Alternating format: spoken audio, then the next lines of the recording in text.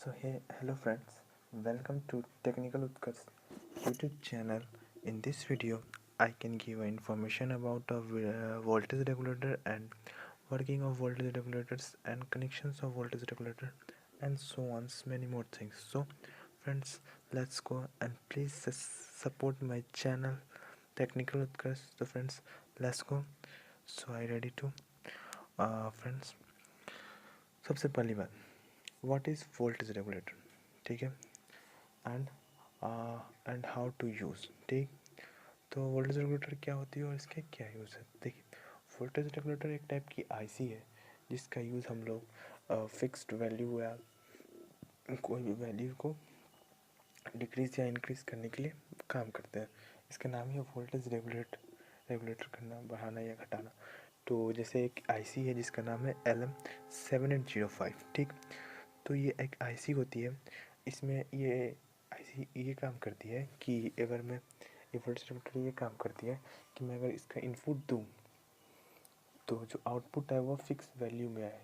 ये नहीं कि कोई दूसरी वैल्यू आ जाए, मैं इनपुट कितना भी दूँ लेकिन आउटपुट जो होगी एक फ़िक्स वैल्यू आएगी।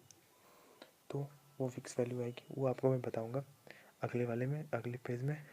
तो जैसे मैं एग्ज़ाम्पल में कुछ लूँ, तो इस एग्ज़ाम्पल में जैसे मैं 7805 आईसी जो अभी बात कर रहा था वही लेता हूँ। तो इसके अंतर्गत मैं अगर इनपुट दूँ कितना भी वोल्टेज, ठीक है, पर शर्त है कि 7.5 से ज़्यादा होना चाहिए। तो अगर मैं ज़्यादा दूँ तो हमें आउटपुट 5 वोल्ट मिलेगी। अब आप सोच रहे होंगे कैसे 5 वोल्ट मिले। तो ये जो लास्ट की 2 डिजिट होती है 05, वो इस पर डिपेंड करती है।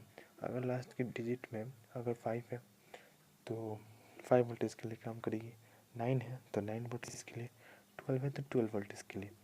लेकिन शर्त ये है कि अगर इनपुट में सप्लाई जो देना है वो 7.5 वोल्टेज मिनिमम होनी चाहिए। ऐसा क्यों, वो मैं आगे बताऊंगा इम्पोर्टेंट पॉइंट्स में। तो फ्रेंड्स आगे देखिए, वीडियो के साथ बने रहे, अभी मैं बहुत कुछ बताने वाला हूँ आपको। तो वोल्टेज रेगुलेटर कितने तरह के होते हैं। तो वोल्टेज रेगुलेटर 2 प्रकार के होते हैं। पहले फिक्स वोल्टेज रेगुलेटर, दूसरे वेरिएबल वोल्टेज रेगुलेटर। तो फिक्स वोल्टेज रेगुलेटर में चलते हैं। तो फिक्स वोल्टेज रेगुलेटर ये हुई। तो फिक्स वोल्टेज रेगुलेटर वो रेगुलेटर होता है जिसमें उसके लिए, उस वोल्टेज के लिए वो वोल्टेज रेगुलेटर ऐसी फिक्स है। जैसे मैं दिखाऊँ 5 वोल्टेज के लिए 7805, 9 वोल्टेज के लिए 7809, 12 वोल्टेज के लिए 7802, 112, 12। तो इसके लिए इतने सब के लिए यूज़ होती है। और भी आईसीज यूज़ होते हैं, लेकिन मैं एग्जांपल में 3 बता रहा हूँ। तो अगर पता करना है कि मुझे कौन सा वोल्टेज चाहिए तो उस वोल्टेज के लास्ट में जो 2 अंक में डिजिट आती है वो उस पर डिपेंड करती है वो कितने वोल्ट्स आउटपुट देगी। तो उसके बाद आते हैं हम लोग वेरिएबल वोल्टेज रेगुलेटर में।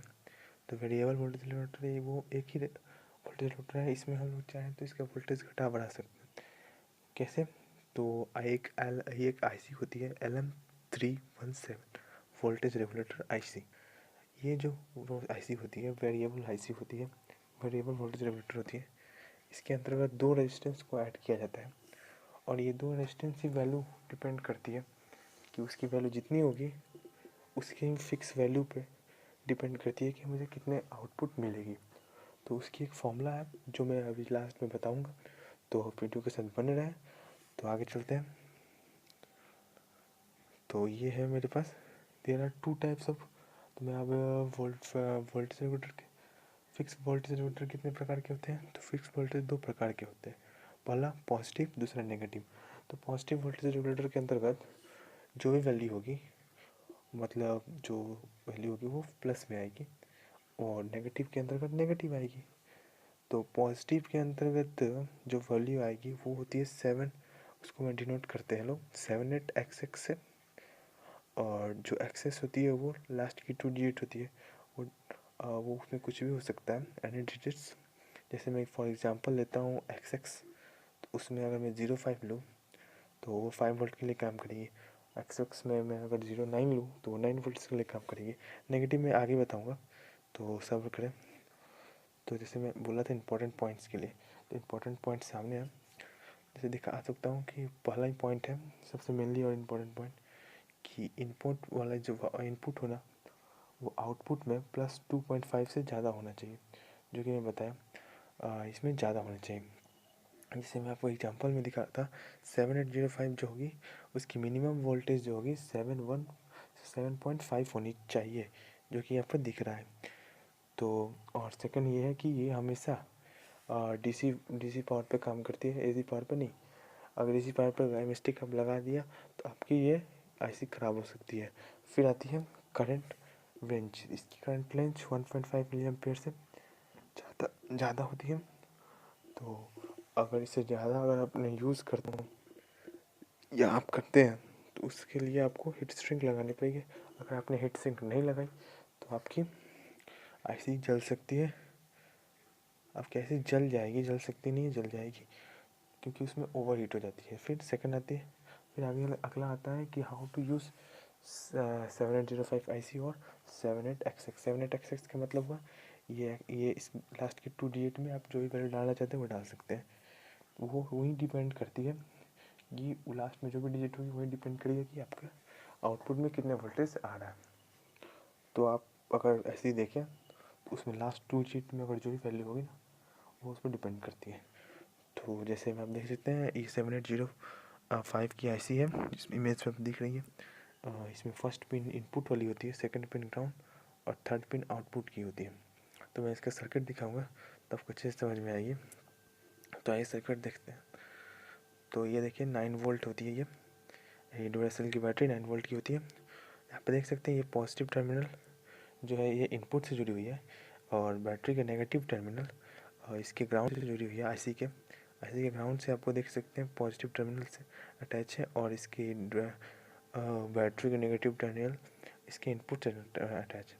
फिर बाद में सेकंड वाली जो है इसके ग्राउंड से अटैच की गई है और आउटपुट वाली पिन पॉजिटिव बनी है और ग्राउंड की तरफ है। तो ये 5 वोल्ट सप्लाई देगी क्योंकि 7805 आईसी है। तो ये है।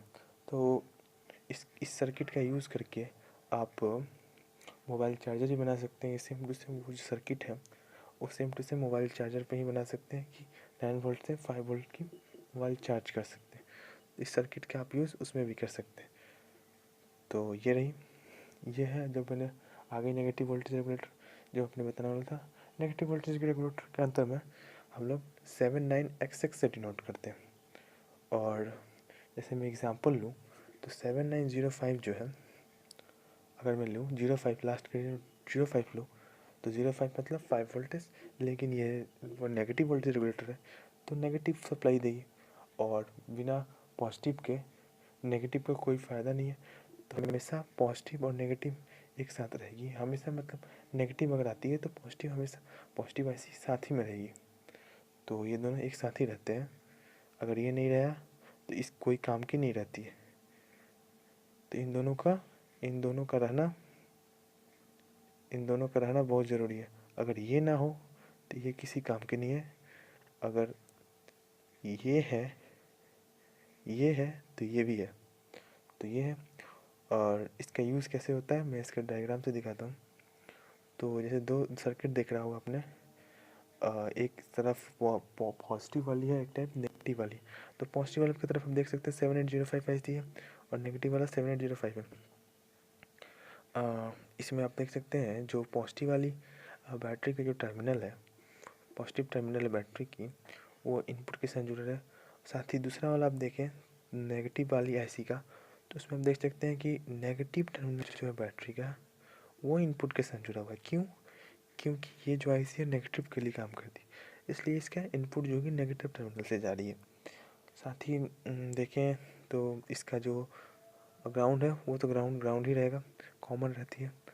और बैटरी का जो मतलब वो पॉजिटिव है वो 7805 जो आईसी है उसमें देख सकते हैं इसका नेगेटिव इसके पॉजिटिव से जुड़ी हुई है। यहाँ पे पॉजिटिव इसके नेगेटिव इसके पॉजिटिव से जुड़ी हुई है। क्यों? क्योंकि ये दोनों को एक साथ सीरीज़ में जोड़ने के लिए, तो सॉरी पैरेलल में जोड़ने के लिए, सीरीज़ में नहीं। तो ये हो गई। तो अगर आप देखें तो इसमें 7905 में जो आउटपुट मिल रही है -5 वोल्टेज मिल रही है और 7805 की आईसी में आपकी 5 वोल्ट मिल रही है। तो ये इस पे है। तो आप चाहे तो इन दोनों का यूज़ कर सकते हैं, चाहे तो इन दोनों का साथ में यूज़ कर सकते हैं। इसके लिए इसका यूज़ किया जाता है। तो आगे देखते हैं। आगे आती है variable voltage regulator. Variable voltage regulator के अंतर्गत एक ही ऐसी होती है जो आपको मैंने पहले डिस्कस की थी। तो सॉरी, इसके लिए कि LM731 होनी चाहिए, 0 लिख दिया मैंने, तो 1 होगी। और ये शर्त है कि हमेशा इनपुट वाली वैल्यू ज़्यादा होनी चाहिए आउटपुट से।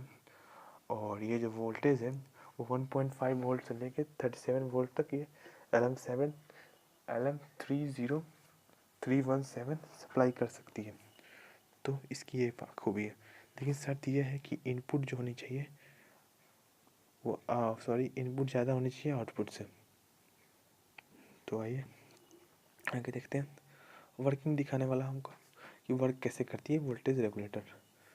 तो वर्क करने के लिए इसमें एक ही वोल्टेज रेगुलेटर होता है, एक ही ऐसी होती है, इसी का यूज़ किया जाता है। जैसे पहला पिन इसका एडजस्ट होता है, दूसरा पिन वी आउट होता है और तीसरा इन होता है।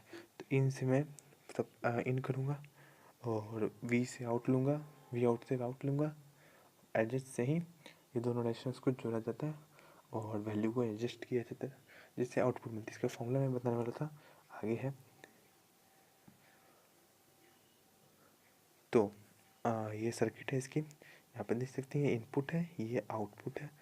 तो इनपुट में अगर मैं सप्लाई दूँ तो मुझे आउटपुट क्या चाहिए, तो उसके लिए एक फॉर्मूला है। ये जो रेजिस्टेंस है, ये दोनों ये मेन काम करती हैं। ये दोनों रेजिस्टेंस जो है यही दोनों मेन काम करती हैं, ये रेजिस्टेंस और ये रेजिस्टेंस। अब मैं दिखा रहा हूँ डॉटेड लाइन से। ये दोनों रेजिस्टेंस जो है मेन काम करती हैं, यही दोनों रेजिस्टेंस, क्योंकि यही दो रेजिस्टेंस के पे ही डिपेंड करता है कि क्या आउटपुट मुझको मिलेगा। तो उसके लिए एक फॉर्मूला है जो आपको दिखाता हूँ। ये इसकी फॉर्मूला है, V out equals to 1.25 into 1 plus R1 divide by R2। तो अगर मुझे निकालना है तो मुझे क्या करना होगा कि 9 वोल्ट, अगर मुझे 9 वोल्ट आउटपुट चाहिए, मुझे वी आउट में 9 वोल्ट चाहिए, तो वी आउट में यहाँ पे 9 वोल्ट डालूंगा। जैसे 9.9 वोल्ट इक्वल्स टू 1.25 और उसके बाद आगे और क्या करूँगा कि रेजिस्टेंस में एक रेजिस्टेंस का वैल्यू रैंडमली मैं चूज़ कर लूँगा। जैसे मैं एक R1 का वैल्यू कुछ एक मान लूँगा, जैसे 2 ohms मान लूँगा। तो जब मैं सॉल्व करूँगा तो R2 की एक वैल्यू आएगी, उस R1 और R2 दोनों का वैल्यू को मैं जब इसमें पुट करूँगा, मैं सर्किट दिखा रहा हूँ, इसमें जब मैं पुट करूँगा तो मुझे आउटपुट वाली वैल्यू मिल जाएगी 9 वोल्ट की। तो फ्रेंड्स, मेरा वीडियो कैसा लगा आप कमेंट करें, शेयर करें, लाइक करें और मेरे वीडियोस को बिग थम्स अप दें। तो फ्रेंड्स, अगले वीडियो में फिर से, अब तक के लिए शुक्रिया। So friends, good bye, see you again later. तो फ्रेंड्स, बाय बाय। Peace.